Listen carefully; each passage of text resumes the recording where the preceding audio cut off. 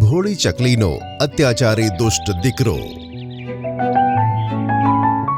ચિંકી ચકલીનું ઘર આખા જંગલમાં સૌથી સુરક્ષિત અને પાક્કું હતું। જ્યાં પક્ષીઓ માળામાં રહેતા હતા ત્યાં ચિંકી ચકલી પોતાના બે દીકરા સાથે પોતાના ઘરમાં શાંતિ રહેતી। તેની દીકરીનું નામ ટીનુ અને દીકરાનું નામ રિંકુ હતું।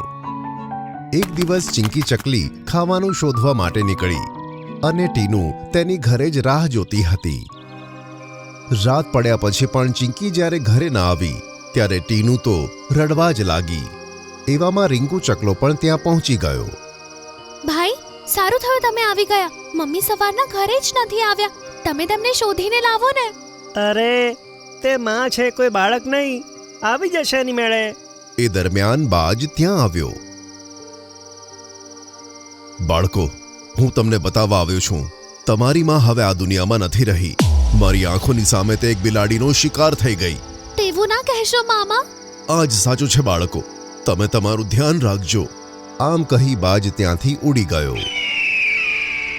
ટીનુ, મમ્મીના ગયા પછી હવે હું આ ઘરનો માલિક છું। તારા માટે આ ઘરમાં કોઈ જગ્યા નથી। ભાઈ, તમે એક ભાઈ થઈને પોતાની બહેનને ઘરમાંથી કાઢો છો।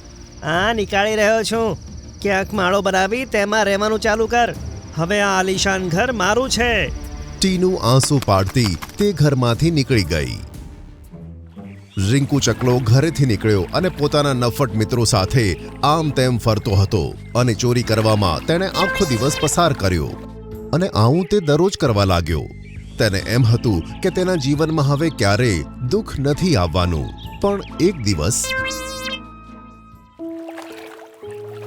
રિંકુ ચકલા, એ રિંકુ ચકલા, તે ઘરની બહાર નીકળ્યો અને જોયું તો મોન્ટુ વાંદરો તેના હાથમાં એક કાગળ લઈને ઊભો હતો અને ત્યાં શેરખાનની સાથે જંગલના ઘણા બધા જાનવરો પણ હતા।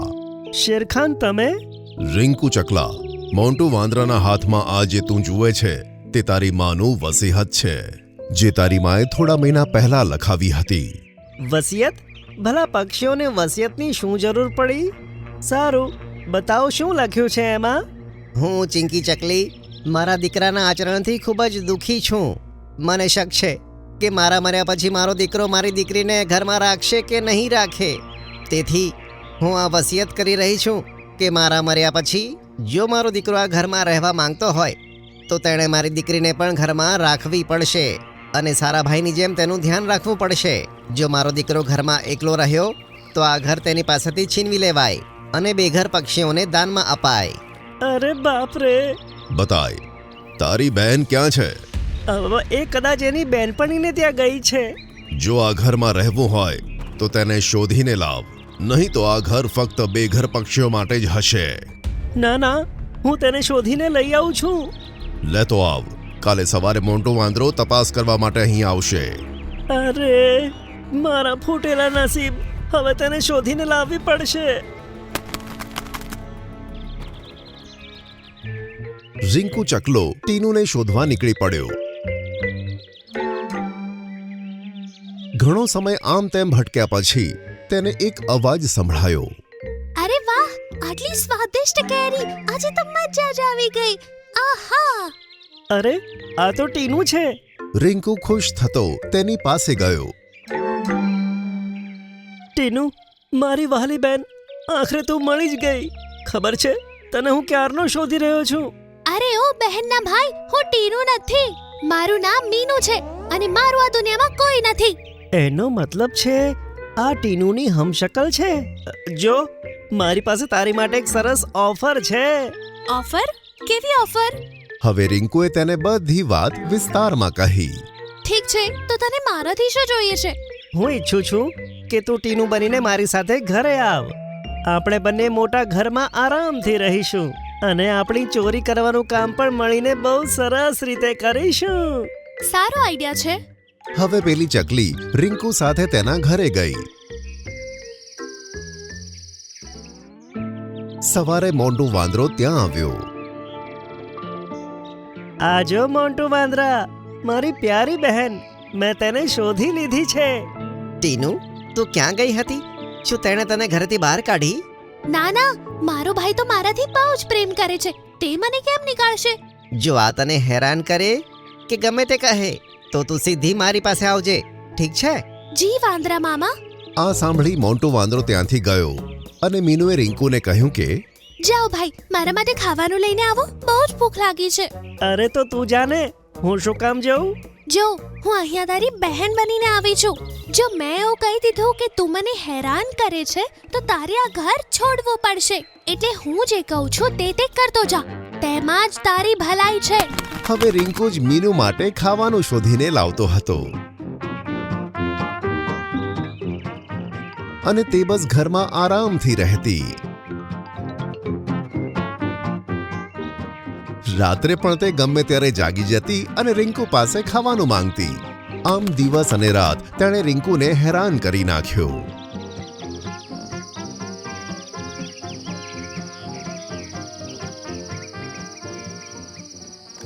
રિંકુ બધી રીતે કંટાળી ગયો હતો.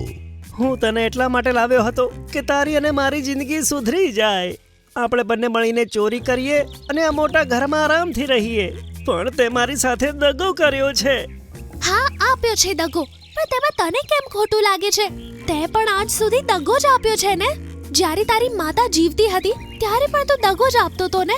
જ્યારે તે મરી ગયા ત્યારે તે તારી બહેનને ઘરમાંથી કાઢી મૂકી, જ્યારે તારે તેનો સહારો બનવાનું હતું. હા, તું સાચું કહે છે. મારી બહેન તો મને બહુ પ્રેમ કરતી હતી. મેં તેની સાથે સારું નથી કર્યું.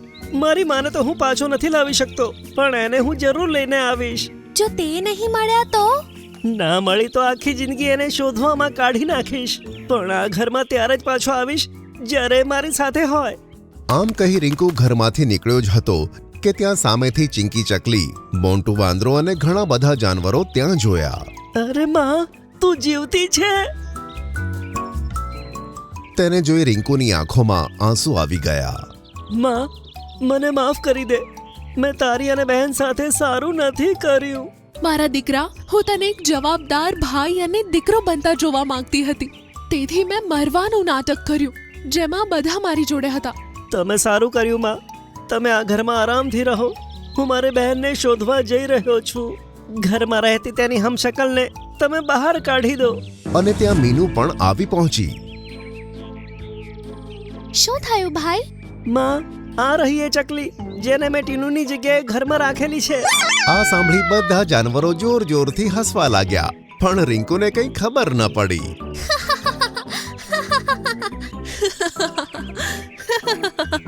શું થયું માં? તમે બધા મારી ઉપર આમ કેમ હસી રહ્યા છો? રિંકુ બેટા, તે જ્યારે તેને ઘરમાંથી કાઢી મૂકી હતી ત્યારે મેં તેને આ ટ્રીક શીખવાડી હતી. મારા કહેવાથી જ તે તને મીનુના નામે મળી અને તને હેરાન કર્યો, જેનાથી તને તે અહેસાસ થઈ શકે કે તારી નાની બહેન તને કેટલો પ્રેમ કરે છે. ભાઈ, તમને ખોટું લાગ્યું હોય તો માફ કરજો, પણ મને આ બધું કરવા માટે મમ્મીએ જ કહ્યું હતું. મારી પ્યારી બહેન, તે જે કંઈ પણ કર્યું ને, સારું કર્યું. તે મારી આંખો ખોલી નાખી. હવે હું હંમેશા તમારું ધ્યાન રાખીશ અને ખોટા મિત્રોની સંગત છોડીને એક સારો જવાબદાર ભાઈ અને દીકરો બનીને બતાવીશ. આ સાંભળી બધાને ખૂબ જ ગમ્યું. તે દિવસ પછી રિંકુ ખૂબ સારો થઈ ગયો અને પોતાની માં અને બહેનનું ખૂબ જ ધ્યાન રાખવા લાગ્યો.